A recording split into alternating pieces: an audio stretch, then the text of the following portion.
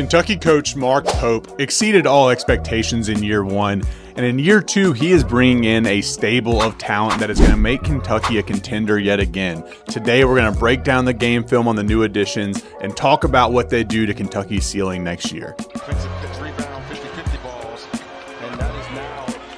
Let's kick this off by talking about Denzel Aberdeen, and I think he's just a really good piece to bring in for Kentucky because he provides you some off-ball shooting. He was an efficient shooter last year, shot about 37% from three. Really clean release. I like his ability to relocate on the perimeter and spot up, a very up and down jumper.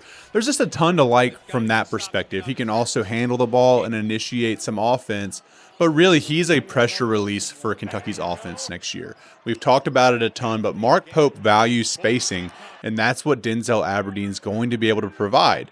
He's not someone that's slack with the ball in his hands, but at the same time, he's going to keep his defender away from the paint and away from other guards. It's a big net positive and helps Kentucky out. But Kentucky wasn't done bringing in high-quality shooting. They also brought in Tulane guard Kam Williams, who is a three-point specialist in a lot of ways. Shooting over 40% from beyond the arc, really, really solid stroke, but he can do other things for you as well. He can create his own shot off of screens and off of drives. He's pretty strong and creative getting to the rim and hitting mid-range shots, but also he's an active off-ball player. He'll cut off-ball very well. He can get to the rim, finish with a strong dunk. I love his athleticism that couples with his shooting. And again, in Mark Pope's offense, when you're going to have a lot of space, Kam Williams is going to feast off of that. He's going to be a creator for you, but he's also someone that is deadly from three. Think of Kobe Brea last year. That's the type of upside that Kam Williams has in my mind. Now, Kentucky brought in one more guard to complement their backcourt, and it's going to be the glue that holds it all together. Jaylen Low is an excellent ball mover. He had 166 assists last year, damn near led the ACC in that regard. He is really good at attacking pick and rolls, finding either bigs running to the basket or hitting really slick cross-court passes. So the shooters that Kentucky have brought in and the ones they already have on their roster have to love this because it's a point guard who's kind of old school in his game. Like, he can score some in his own right, but he is looking to set others up and set the table, which is something you need when you have a ton of high-quality scorers on your roster. So again, as we talk fit with Kentucky's offense, this is somebody that's going to be the engine that gets the wheels turning and gets everything running smoothly. So really elevates the ceiling for Kentucky next year because they're going to have that piece that's steady, confident, and a very competent point guard. Now, moving on to front court additions, to me, it's highlighted and headlined by Jaden Quaintance. So he's coming off of an injury, and he will be ready by the start of the season, I believe, if not, after the first couple of weeks of the season. But boy, is there potential spilling over with him. He is someone who is going to be a terror around the rim. There are not many players who can match his strength, athleticism, body profile. Everything you want to say about him is true. Or if you've heard it, it's probably true. He puts a guy on a poster, it seems like, every game, and I want you to pay attention to the highlights and who they're against in this. I mean, this is against quality teams. It's against BYU. It's against Kansas. It's against West Virginia. All really solid teams with good big men. He's somebody that is going to make a living feasting off of the space that we've talked about extensively. Now, I've done a full player profile on him after he committed to Kentucky. I encourage you to watch that video and see some of the other stuff that he can possibly bring to the game. Great shot blocker and everything else as well. But for me, when I look at him, I drool over the potential with him around the basket. He is somebody that could legitimately be Kentucky's next great star and someone that just breaks out and emerges over the course of this year. That's how good he can be. And I don't want to understate that at all. He is somebody who can elevate Kentucky's ceiling tremendously.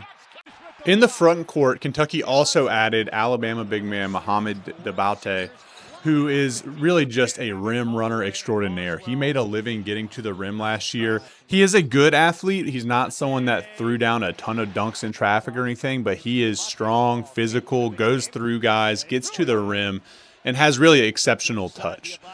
So shooting, not his thing, not a big shooter, is not going to get a lot of looks off from there, but he is going to attack the gaps that other guys create. He is going to get to the rim at will.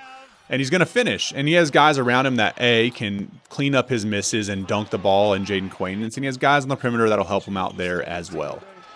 Now, Kentucky seemingly wrapped their recruiting class up from this transfer portal with Reese Potter out of Miami of Ohio. And I love this addition for me because it's somebody that's very low leverage. You're going to have like a third or fourth big man that can stretch the floor. He's a good shooter. He's comfortable operating on the perimeter, comfortable finding space, and has a release that isn't the prettiest in the world, but it's effective. So for me, it's like you found a piece for assumably very cheap that's going to be able to provide a very defined skill set and do it pretty well. So I love the addition from that perspective, and I think he's someone that's going to add value for what he cost. So as I put a bow on this and talk about my final thoughts around this transfer portal class for Mark Pope in Kentucky, I'm left with a few simple conclusions. One, they've identified a star player that has all-world potential in Jaden Quaintance. So right off the rip, if he comes back from injury and is productive, he is somebody who has that star potential to their game. And then they filled out this class with just dudes who can play and who can play at the SEC level. Kam Williams has the potential to take big leaps given the space and type of player he's going to be playing against on the stage that he is. I love the Jaylen Low pickup because it's an elite ball mover who's going to put the ball in places that allow your big name acquisitions to thrive. And that's super important as you talk about a team gelling together with a ton of new pieces.